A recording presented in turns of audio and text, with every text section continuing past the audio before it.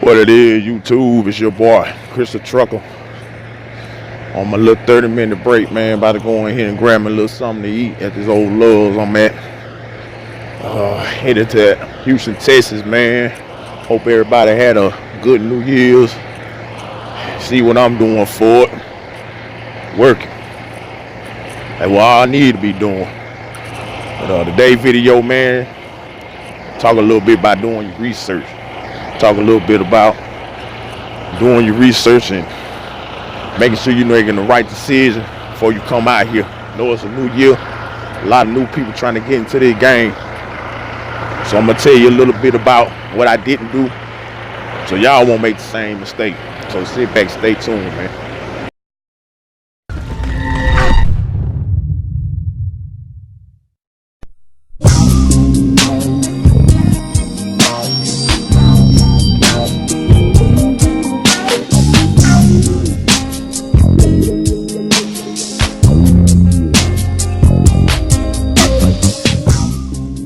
Alright, so sitting at home, you've probably been contemplating on doing something different. Probably at a dead-end job somewhere, probably at a job that you might be doing alright, that you just financial wise, but you can't stand it no more. You hate the job, you hate going to it every day, and you just want to try something new. So you decide this new year, you want to get your CDLs. You don't know the first step. Go online, research it. They get 1,000 companies with all these schools saying that they'll pay for your schooling, and they got this and they got that. So the next thing you'll probably do is call one of the places to see what's going on. Now, at this point, what most people did, what I did, is search around, call these people, talk to these recruiters. Okay, the recruiters we'll tell you some good information, but they're gonna make that information sound very, very good, and they're not gonna give you all the information that you need. The recruiter's main job is to try to get you to that specific company that you are calling. So, therefore, when you call these recruiters, and 9 times out of 10, if you were like me, you didn't know too much about the trucking, you probably play with the idea of going trucking, and you never just really research all there is to know about trucking. So you just jumped in head first and just took what the recruiter was telling you to heart. I'm not saying don't believe what the recruiter says. Believe very little of what he says, or believe what he says, but take it with a grain of salt. I always go back that specific company that you call. Say you call I'm gonna throw a name out there. Say you call a CR England. Okay, you call CR England, talk to the recruiter, and the recruiter said, yeah, we'll pay for your school, we're gonna give you a bus ticket, we're gonna fly you out, we got a room for you, blase, we gonna feed you all this here. You just gotta sign a contract for 9 months or a year or however long it's gonna be. You fulfill that contract, you ain't gotta pay us back. Okay, it sounds good. Right there, like, okay, I work for them for a year, make a little money, and I ain't gotta pay them back, and they pay me for my CDL. Sounds good, but it's always a catch.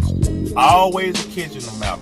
So, from that point, I'll say, and it's just my opinion, and for all the new people that might come across this video and watch it, always drop down in the comments, man, because there's always gonna be some bit that got a little something extra to add to it, man, because like I said, I'm just going off of what I've experienced so far, and what I'm going through so far, and anybody coming behind me and happen to see this video, they can maybe think twice before going to certain companies. So what I would suggest is, as soon as you talk to that company or companies, always talk to a variety of companies. I just say just when you click it, when you go in Google or wherever you gonna go, and the first company pop up, you call them, just go down the list, call everybody, and write down everything that they tell you. Then go and try to find a driver from those specific companies that you call if you can. I know some areas, certain carriers don't run. Like where I stay at, I never seen a Pam Transport truck in my life run. I mean, I done seen plenty of Werner trucks, I done seen plenty of Swift trucks, I done seen plenty of, I done seen a couple of CR England trucks. Not too many. Most of my areas is mostly like smaller companies or maybe like owner-operator companies, because I only see like maybe one truck of the same truck running. So I'll say there's probably like an owner-operator, somebody with their own authority that's just running back and forth, freight back and forth in that area around the hometown. But I understand that some areas don't got it. But like if you're in a metropolitan area where most of the main carriers run, and you at a gas station or something with a truck stop at it, and you see some trucks, man, walk back there, you know, or walk inside and you see somebody at the pump, man, ask them a couple of questions. Hey, I'm trying to get in the driving trucks. You mind if I ask you some questions about, you know, who you drive for? And you know, I'm pretty sure they give you, you know what I'm saying, a little information about it. You know what I'm saying? Because most of the drivers gonna tell you a little bit more real about it than recruiter. Because like I said, the recruiter #1 job is to try to get you to come to their company. I assume they get they little what they call it, bonus or percentage or whatever off of how many people they get to come to the company. So their #1 goal is to try to sell you, just like a car salesman. You car salesman know he got a limit, but he gonna talk that limit up to being a A1 car. As soon as you drive out of life broke down, he ain't got nothing to do with it. You know what I'm saying? If you wanna use that analogy right there, you know. So just watch what them recruiters say. Try to ask the drivers if you can, and if not, I mean, shit. Social media day, come to YouTube. You got all different types of drivers. They've been in all different types of situations. Just type something in, start watching people, man. I mean, just take a little bit from this person, take a little bit from that person. I mean, like, I'm making this video here to let you know what I'm saying, to try to do your research. Try to find out something a little bit better. Get good knowledge of this before you just jump into it. Now, if you're in a situation kind of like myself that I was, that you might have like felonies or something holding you back, and you get to a point where you get to like 2-3 companies and you just gotta pick one, or it's only one that's willing to take you. I mean, you might just have to do what you gotta do. I mean, still try as hard as you can to kind of look around and see, because you can get out here and get in a bad situation. And then when you get in these situations, just know what you really getting into. Like really ask questions, just like me. My last video, I was talking about the detention pay, how we don't get it. Now, I wasn't knowledgeable. I was knowledgeable of them not paying for detention pay. You know, I really didn't find out about the meaning of detention pay until after I was in CDL school. By this time I'm in the school, you know what I'm saying? So once I completed the school, I mean, I'm already signed on with the company I'm signed on with. So it's really too late. So that's why I'm saying go ahead and do your research now before you even sign any dotted lines or anything, so you won't put yourself in a situation where you didn't know something and then you end up having to be in a situation like me, sitting around waiting, and then, you know, you ain't getting paid for it. So let's do your research, man, because there's a lot of companies out here these days, from not just doing some more research or what I've been doing for the past about 3 weeks or so. It's a lot of companies out here that's paying pretty good for the students that's coming out of school, and it seems like it's a lot more companies that's doing the CDL sponsored schooling and paying this money and you don't have to go to your basic companies. I ain't gonna name no names, but I'm pretty sure if you look on YouTube and look around, you'll know who I'm talking about. But yeah, because some of them need to step their game up, because a lot of more companies are doing this CDL sponsored schooling, and they're paying a whole lot more money. But I think it's gonna force their hand for one of these mega carriers that's trying to pay these pennies on the dollar, and it's gonna force their hand, because people are gonna get hit. More people like me and other YouTubers are gonna put out videos like this one, letting new folks know, hey, do your research, make sure you don't get screwed over, because it's easy to get screwed over in here, man. It's sad to say, but if you dumbfounded to this, and this is just from experience, if you dumbfounded to what you're doing, you probably gonna get screwed over in the end, and the company's gonna make money, and the company's all about making their money, especially if you're being a company driver or whatever, and 9 times out of 10, that's what you're gonna do off the bat anyway. I know of some people going lease operator as soon as they jump in.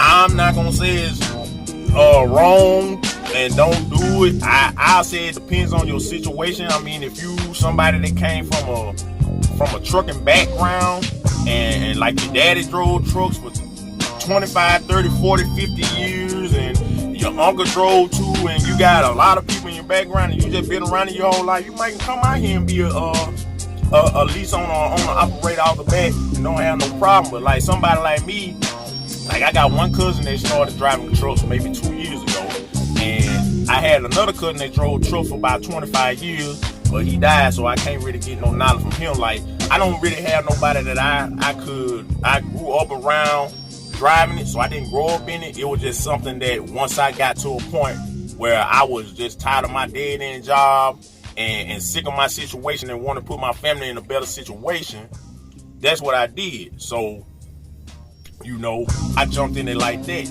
That way, if it's like that, I say go company, because you don't have to worry about your fuel. You don't have to worry about the maintenance on the truck. You really don't have to worry about nothing but really just driving. Don't wreck the truck.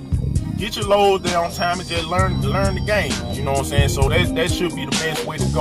But you know what I'm saying? Just do your research, and like I said, if somebody was saying, oh man, you might well just go ahead and own your own truck off the bat, man. It's a lot to that. It's a lot to that, man. You're responsible for your maintenance on your truck. You're responsible for the payments on that truck. You're responsible for the fuel in that truck. It's just like you're responsible for. It's just like if you want to get out here and try to buy a house. You can't call the landlord when the toilet messed up. You gotta call the plumber. When you call the plumber, you gotta pay the plumber. You can't call the landlord and say, hey, the plumber said it's gonna be $1,000 to fit this toilet. Alright, I'm gonna tell them fix it, I'm gonna send the money. No, ain't none of that. You gonna have to pay that G.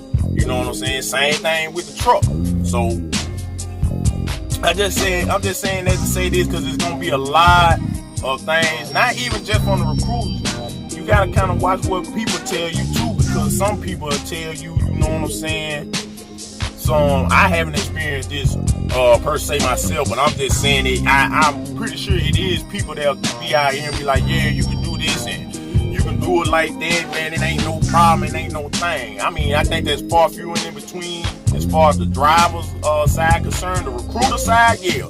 If you say anything about lease on our route, I'm pretty sure you're gonna be like, oh yeah, we got this lease program. We're gonna try to explain it to you, make it sound sweet. You can get this money a week, whoop, whoop, whoop, whoop, whoop. Make it sound real sweet to you, but he ain't gonna tell you that downside when you go on that negative, or he ain't gonna tell you that downside when that truck break down and you down for about a week or two and ain't no bread coming in and you still gotta pay that note. You know what I'm saying? So just do your research. New people, anybody coming into the game, man, please do your research.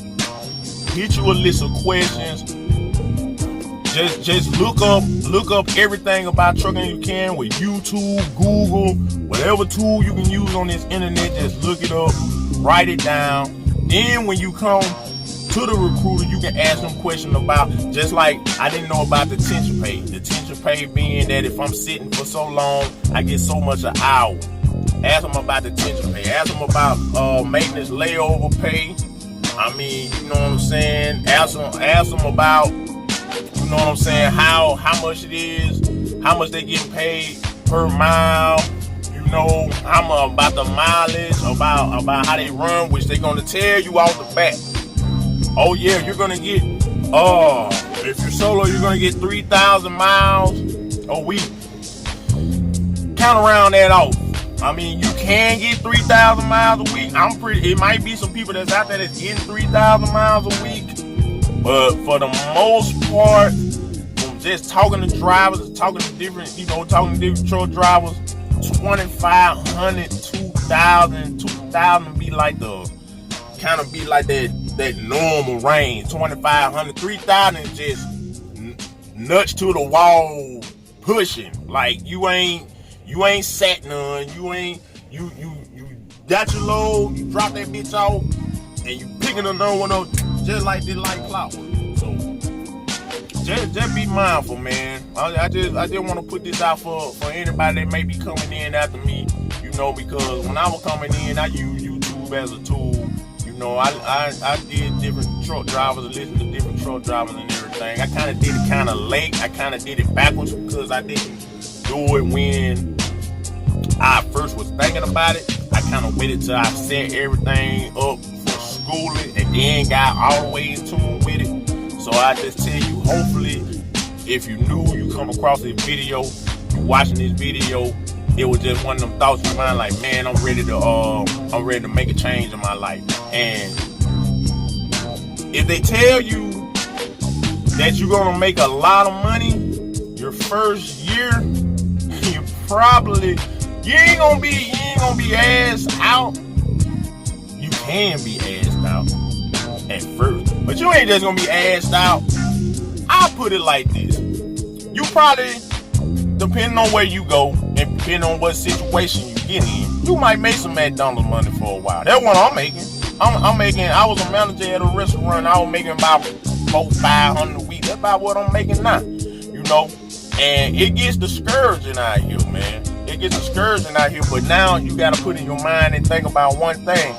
You wanted to make a change from the dead-end job that you had. Say you was in the restaurant business, and you was in the restaurant business, and you were making $400-500 a week, and you get out here and like, damn, I'm making the same thing. I'm making the same thing as I was at home every night, working in the restaurant. But then you have to think about this. How did you feel when you were working in the restaurant?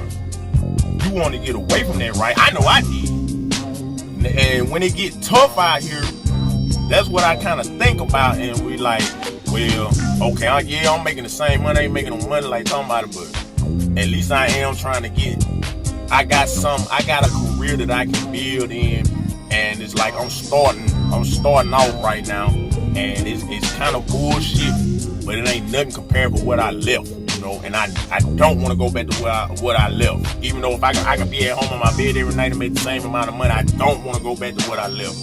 So, and now that I know more than what I did, I mean, I'm trying to correct the mistake that I had, but you know what I'm saying? I am going to be obligated to some conditions that I signed up for if I decide to leave this place. So that's why I just came with this video to let all the new people know to just do your research off the bat before you get stuck in any type of situation. Because when you get stuck, you're gonna have to get out of it. You're gonna have to pay the consequences about it. If you're willing to do that, you're willing to do that. And that's just with everything in life. But just really think about if you really want to do this, because trucking is a new type of lifestyle. It's gonna be very different than what most people are used to, especially if you're somebody that likes to socialize a lot with a lot of people. I mean, off the bat, you probably gonna be gone 3 to 4 weeks at a time, 2 to 3 to 4 weeks at a time, depending on what company you go to. So just sit down, contemplate it. I know you hear a lot about it. You make a lot of bread out here. You do. I mean, it's out here. I see it. I tasted a little bit of it with the team, but I haven't just seen it yet. But I know it's there. It's there. But you just gotta grind. And you just gotta keep pushing at it, man. But I ain't gonna hold y'all no longer, man. Hope everybody had a happy new year, man. Shout out to all the new subscribers that subscribe. I think I'm up to like 135, 137, something like that, man. Salute to y'all, man. Salute to everybody that's rocking with me. I appreciate all the love and support that everybody gave me, man. And 2019 is here. Time to push on, make it better than 2018. All y'all drivers out there, man, y'all drive safe, man. Everybody out there, drive safely. Keep on trucking. It's your boy Chris the Trucker. Till next time.